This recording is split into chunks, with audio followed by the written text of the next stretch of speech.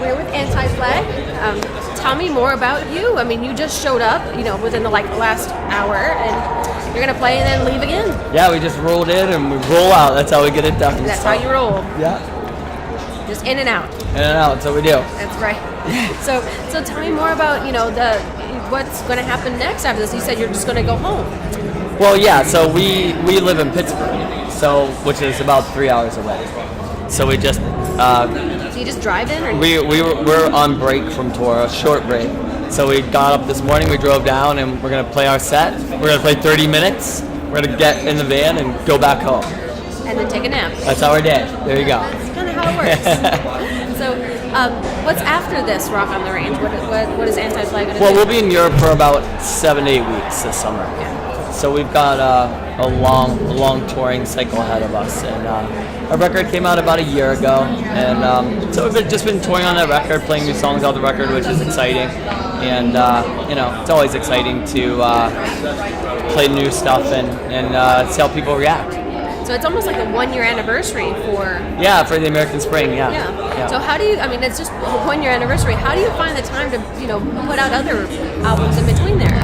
Well, you don't. I mean, you have to take a break, and I think I'm always writing. I'm always thinking about songs in the back of my head, and when I have a minute, I like to sit down and jot down ideas and try to record certain riffs that I'm thinking about. But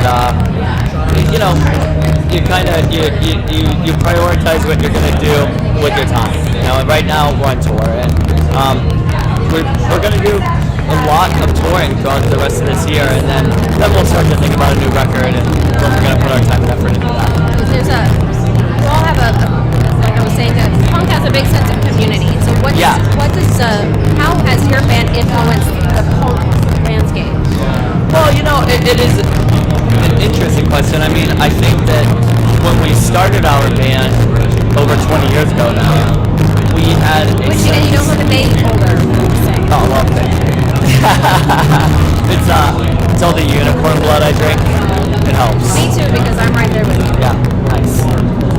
Tasty too. I know. It's good for your skin. Yeah. But yeah, I mean, when we started the band, we had a sense of what we wanted our community to look like. And I think that we grew up in a place where it was very racist and sexist and homophobic, and bigoted in general. And we wanted to escape that. We wanted to have something that we thought was better than that. And so as a result, we worked very hard to kind of set up a punk rock community for ourselves that didn't have those things, that promoted ideas beyond that. And it's interesting, you look at our early records, a lot of them are about talking about problems that we see as existing within the punk rock scene.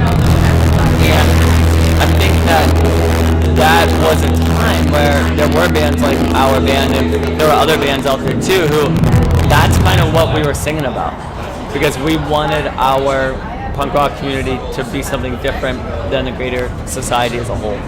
And I think that what's amazing is there really was this hard push in punk rock to kind of create an environment in the punk rock scene that we wanted to be a part of, and then we kind of moved beyond that and started pushing the society as a whole. And I think that I give punk rock a lot of credit for pushing society as a whole to see things like homophobia and racism and sexism as things that we should fight against.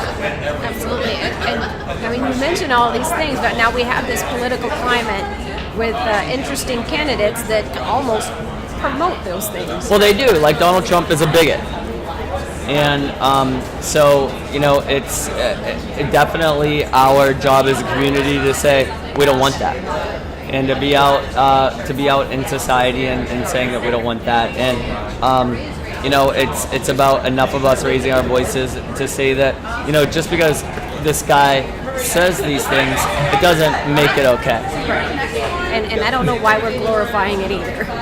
Well, yeah, I think that there's a lot of money to be made off of someone like that. It's kind of like Fox News and CNN's dream to have this person who has a lot of appeal for some people to be on their airwaves. It's there's a lot of money. Makes a lot of money.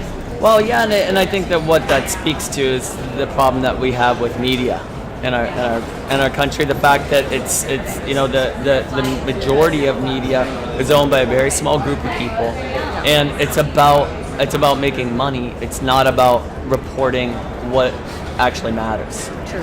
And so, it's like our politics. We need to get money out of our politics. We need to get money out of our media as well. And that doesn't mean that reporters shouldn't get paid, or that because people should get paid for their labor.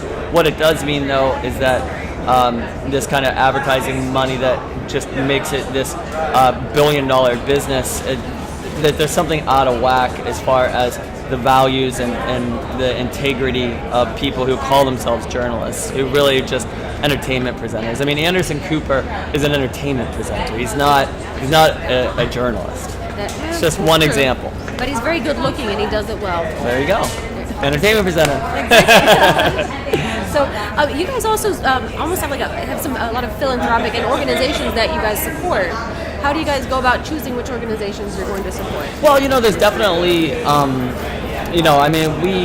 we look at all kinds of organizations and look at what they're doing. And, it's very easy to support Greenpeace, fighting for the environment, or Amnesty International, working for human rights. And these are, and quite often people will approach us and say, hey, we see what your band's about and we're interested in doing some work with you. And I think if you're an individual and you're saying to yourself, how can I make a difference in the world, join Amnesty International. They do work that literally saves people's lives, and it doesn't take a large commitment on your part to actually be a part of that and make a difference. So what's coming up next for you? Well, from here, we're going home to lovely Pittsburgh, which is awesome. It sounds like a dream. Yeah, I can't wait. And then have a week home, and then we're going to Europe. So, excellent. And then later in the year, we're going to South America with the Offspring, which I'm really looking forward to. It's going to be really cool. And then hopefully it'll be Christmas, and we'll take a break. Sounds good. Sounds like a good time to take a break. It's a great time. Santa Claus and all that shit. It's the best. I know. I love all that shit. Thank you so much. Anytime.